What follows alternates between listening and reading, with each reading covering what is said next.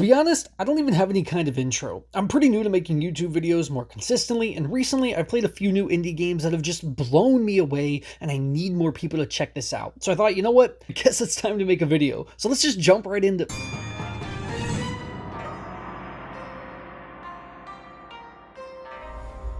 I'm going to start with this game because this is the only one on here where the full game isn't actually out yet. But as somebody who absolutely loves Hollow Knight and games that are similar, I've had my eye on this one for some time now. And recently I got an email saying that there was a demo out and I ran to my Steam Deck, and let me tell you, this game is superb so far. Bo Path of the Teal Lotus is a 2.5D action platformer game with beautiful hand-drawn animation that is inspired by Japanese folklore. And if they don't already speak for themselves, the visuals in this game are just absolutely incredible. Every frame just had me in awe. And for anyone wondering, this game ran wonderfully on Steam Deck, which is where I completed the entirety of the demo, which took me right around 55 minutes. And as far as the combat goes, I was left very impressed, and I think fans of Hollow Knight are going to feel right at home here. Here you will have your main staff where you can attack enemies. Very early on you will get your pogo ability as well, which again just made me feel right at home. You will have your tea kettle, which will restore your health, but there are very few key differences here that make Bo stand out on its own. First of all, early on you got the ability to actually turn your staff into a baseball bat to hit these specific creatures. This was later used as a mechanic to defeat a boss battle, which was very well done. But what I love the most is the jumping ability. There seems to be a pretty decent focus on platforming and aerial combat, because every time you land an attack mid-air, your jump actually resets. I found this to be an overall simple design aspect, but it really helped Bo feel like its own thing, and movement just felt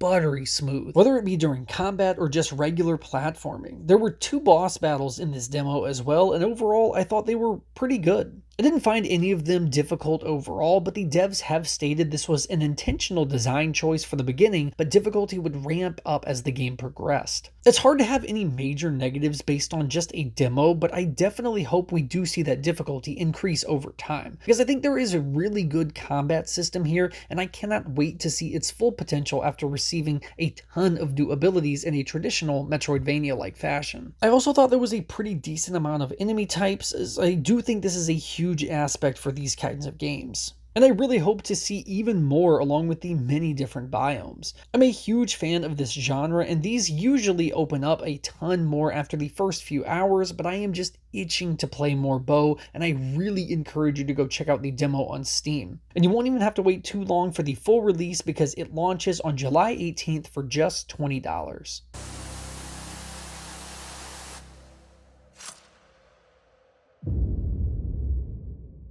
Now, this is the only game that was not actually released in 2024, but I have literally heard nobody talk about this game, and I was so blown away by it, I had to include it on here because it came out just at kind of the tail end of 2023. So I recently made a video of my top 10 indie video games of all time, and I made a list of a bunch of games that people recommended that I've never played for, a different video. I'm slowly working on that, but I saw this one pop up over and over again, and it was just enough that I had to at least download it and try, maybe 20 to 30 minutes just so I could see what this was about. And when I tell you, my jaw was on the floor approximately 20 minutes into the game, and I did not stop for at least 2 more hours before I was texting everyone I knew that they had to play this game. Sanabi is also a 2D action platformer with a very heavy emphasis on its story. Seriously, if you have played Katana Zero, I think this is an absolute must-play for you. They are different in their own right, of course, but they absolutely have their similarities. You play as this retired veteran who has this prosthetic arm which you can use to traverse the world, and right off the bat, this gameplay is just so much fun. Sanabi starts off with a tutorial mission where it introduces you how the game's mechanics works, and I was hooked from the start. It looks flashy and it feels even better to play.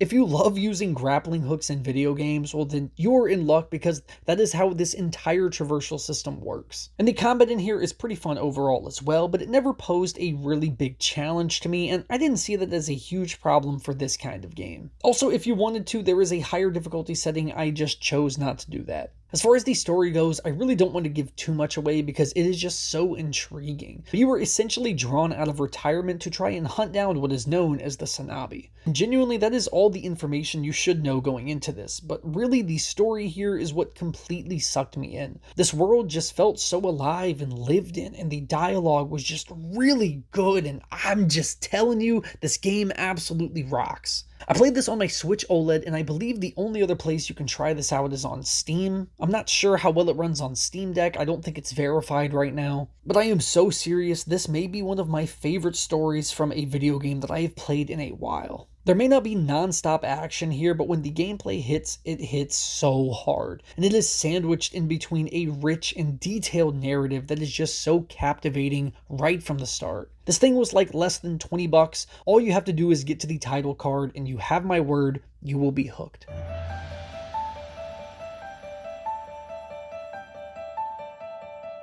This to me is the big one. I have been anticipating Nine Souls ever since its initial announcement many years ago, and the day has finally come, and let me say, I could not be more pleased with how this game has turned out. This is also a 2D Metroidvania where you play as someone named Yi, and you were set on a revenge mission to go and defeat the 9 souls of this realm. These developers claimed that this combat was a Sekiro-inspired parry-based combat system, which had me absolutely intrigued, because Sekiro has one of my favorite combat systems in gaming, and I am happy to report the years of waiting have absolutely paid off because this is rising to be one of my favorite indie video games right now. Now before I dip into this a little more, please note I have not beat this game yet. I am several hours in, have explored many different biomes, and have defeated a few of the souls. But I just had to put this out here because again, I feel this game is just too good and not enough people are talking about it, which is very disheartening. Even if one person checks out this game because of this video, I think that'll be worth it. Now, I am a sucker for games with a great art style, and this game just oozes it. The visuals and colors really pop off the screen and make everything feel so alive.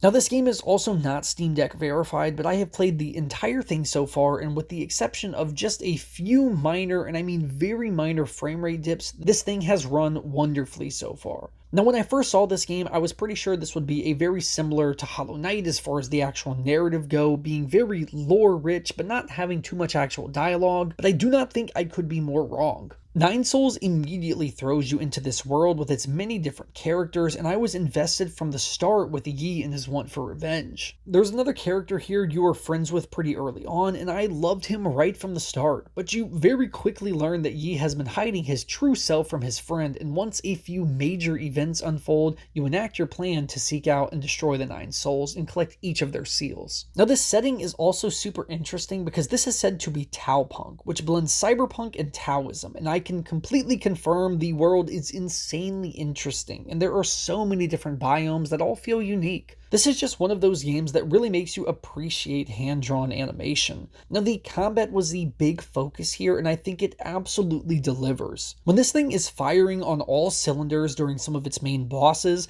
I was jumping out of my seat with excitement. So you will start with this basic attack that will combo after about 3 hits, and you will have a parry button, which is super important. Now you can parry, but you will only take no damage if you perfect parry. If you are a little off, you will have a different sound effect that plays, and you will lose some health. But every successful parry, you will get access to a special move that if you hold down, it will place a talisman over an enemy and explode them. Now this will usually one-shot many smaller enemies, but as you progress, you will see this just does significant amount of damage. Now I was already impressed at the beginning because just like Sekiro, it just feels so satisfying once you get that perfect parry. But it was the first major story boss I got to after a few hours, and I was hooked. This is where I saw a glimpse at this game's full potential. I was really having a difficult time at first, but then something clicked, and after the next few tries, I got close, and then even closer, and before I knew it, I beat the entire first phase without taking a single hit and felt like an absolute god. And that is a level of satisfaction that is just unparalleled. This was absolutely enhanced by this game's incredible soundtrack as well. And I am also a sucker for multi-phase bosses, so I was pleased when I saw there were 2 unique phases here. If you are someone who loves great combat, satisfying mechanics with great boss battles, then look no further than Nine Souls. You will also have a few other abilities along with a skill tree that I won't spoil, but this is a Metroidvania, so the progression will feel very non-linear, and you can tackle things in many different ways as well. My only real negative I have so far is that I wish you could fast travel between these different save points. All you can do is fast travel to your main hub and to your last save point that you were at. It hasn't really hindered my overall enjoyment, but man, it would make traversing easier. It is just insane because I spent $26.99 on this game, and it is absolutely one of my favorites this year by far. If you are a fan of Sekiro, Hollow Knight, this game has your name written all over it, trust me. As much as I love some of these big AAA titles we've gotten this year as the next person, it just leaves me so frustrated because I see many people that look down on 2D games and even indies, and I just will never understand that. This is what video games are to me. You can just see the passion displayed in all of these games, and I genuinely hope you guys give these games a try and support these because seriously, from one gamer to another, these absolutely rule.